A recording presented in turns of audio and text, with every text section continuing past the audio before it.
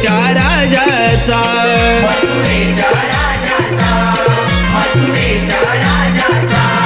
कंस राजा मथुरेचा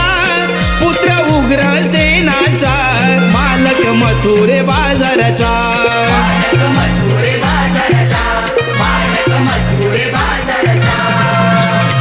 बाजार हा नित्य नेमाचा गोकुळच्या या गोरस मालाचा